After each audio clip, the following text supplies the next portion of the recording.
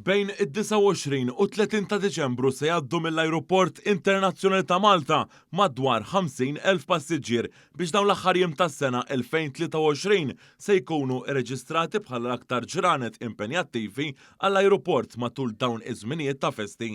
One News iltaqa' mal-kellim għall-Ajruport Malti Jenrik Ċoffi li ma nasvela wkoll li ma huma id-destinazzjonijiet l-aktar popolari u mfittxija għal dawn iż-żminijiet. Jibqgħu l-iktar swieq popolari dawk li kienu matul l-aħħar sena, dak li rajna fl-aħħar xhur, jiġifieri l-Italja u anke ir-Renju Unit, però interessanti illi f'dan iż-żmien tal-festi il-Polonja rat l-akbar titjib meta tqabbilha mal-bqija tas-sena. Fil-fatt it-titjiriet kollha minn u lejn il-Polonja matul dan il-perjodu għandhom seat load factor ta' aktar minn 85%. Dawn in-numri ferm pożittivi f'dawn iż-żminijiet ta' festi jikkumplementaw anke ir-riżultati rekords li kiseb l-Ajruport Internazzjonali ta' Malta matul din is-sena.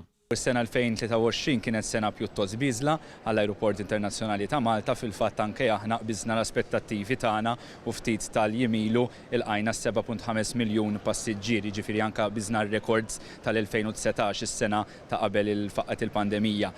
Il-Maltin u l-Awċin jippreferu jqattaw il-ġurnata tal-miliet imdawrin mal-familja għall-ikla jew iżuru xi prażepju.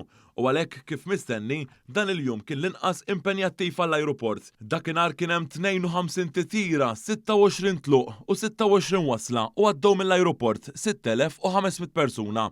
Peress l-ajruport huwa l-ewwel u l-aħħar ħaġa li jara turist qabel jitlaq jew jasal f'pajjiżna, fl-Ajruport Malti f'dawn il-jiem kien hemm attività festiva u li tagħti pjaċir lil kulħadd.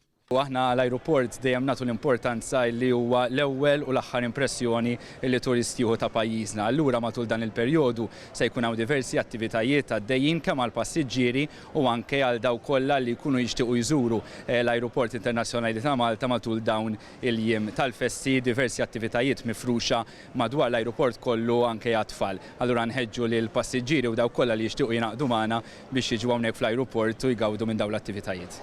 L-appell tal-ajruport huwa biex dawk il-passiġġieri li se jkunu qed isifru f'dawn l-aħħar jiem tas-sena jaħsbu kmieni u jallokaw biżżejjed ħin biex jgħaddu bil-proċessi tas-soltu.